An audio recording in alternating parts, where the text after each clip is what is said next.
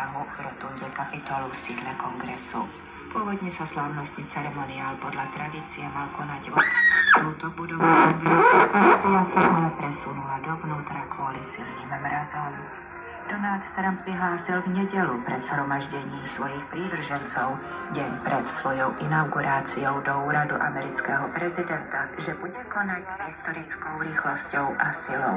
Informovali o tom agentúry Reuters, AFP a AP, od ktorých TASR správu prevzala.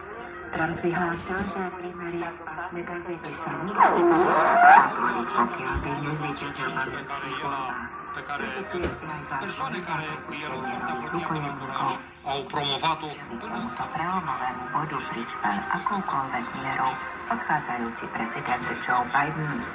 Trump vyhlásil, že plánuje zachrániť TikTok, populárnu čínsku mobilnú aplikáciu, ktorá od soboty večera prestala fungovať v USA potom, čo najvyšší súd potvrdil platnosť jej zákazu schváleného kongresom z dôvodu národnej bezpečnosti. Na zhromaždení prehovoril aj majiteľ spoločnosti SpaceX a najbohatší človek na svete Elon Musk, ktorého úlohou v americkej vláde Donalda Trumpa bude zvýšiť efektívnosť hospodárenia. Musk prislúbil, že Trumpová vláda urobí Ameriku opäť silnou na stovky rokov. Pápež František v nedeľu vyhlásil, že rozsiahle deportácie nelegálnych migrantov v USA, ktoré prislúbil novozvolený americký prezident Donald Trump, by boli kalamitou. Informovala o tom agentúra AFP. Trump, ktorý sa vráca do Bieleho domu, v pondelok avizoval tvrdý postoj v otázke približne 11 miliónov nelegálnych migrantov nachádzajúcich sa v Spojených štátoch. Ak je to pravda, bude to kalamita, povedal František v rozhovore pre taliansku televíziu Nové a dodal, že deportácie zasiahnu tých najchudobnejších a najzraniteľnejších.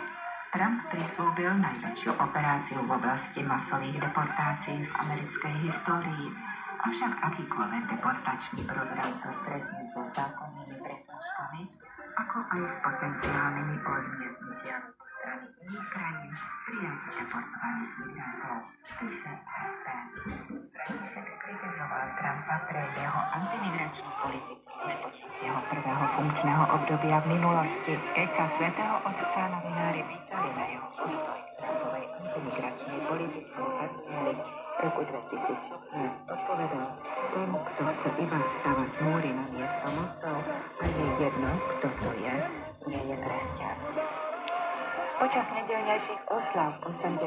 výročia oslobodenia koncentračného tábora v Oswiecime nemecký kancelár Olaf Scholz zdôraznil, že je dôležité pripomínať si holokaust a hrôzy, ktoré napáchali nacisti. Táto správu prevzala od agentúry DPA. Hlavný princíp, ktorým sa musíme dnes riadiť 80 rokov od oslobodenia Oswiecima, je, že nebudeme tolerovať nespravodlivosť a nebudeme odvracať zrak, ale povieme nie, vyhlásil Scholz pred predstaviteľmi židovskej komunity vo Frankfurte nad Mohanom. Dodal, že ľudstvo nesmie zabudnúť na porušenie civilizačných noriem, ktoré Nemci počas holokaustu, a spomienka na jeho hrôzy sa musí odovzdávať ďalej mladým generáciám.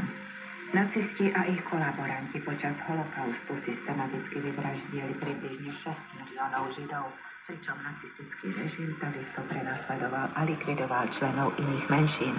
Naša zodpovednosť nikdy nekončí, povedal Scholz a varoval pred zostupom extrémizmu. Najmä internet a sociálne siete sa často stávajú ohniskami extrémistických pozícií a podnecovania k nenávisti. Izrael v pondelok prepustil 90 palestinských väzňov v rámci prímeria, ktoré vstúpilo do platnosti v nedeľu a zahrňalo aj prepustenie 3 izraelských rukojemníkov. Palestinskí väzni dorazili v 2 autobusoch na západný breh Jordánu, kde ich privítali stovky radujúcich sa ľudí, informovala o tom agentúra AFP, od ktorej správu prevzala TASR.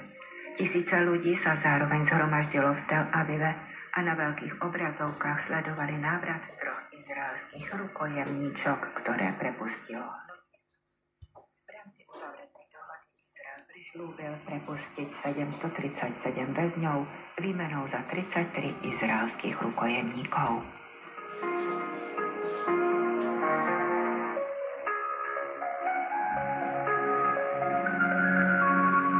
počasie. Podľa hlásenia Meteorologického ústavu aj v útorok nás čaká zamračené a vlhké počasie s miernym nárastom zrážok, snehové prehánky, vrholenie a dažď, najmä na východe našej krajiny. Vietor bude aj naďalej mierny. Najvyššia denná teplota sa bude pohybovať okolo -3 až +1 stupeň Celzia.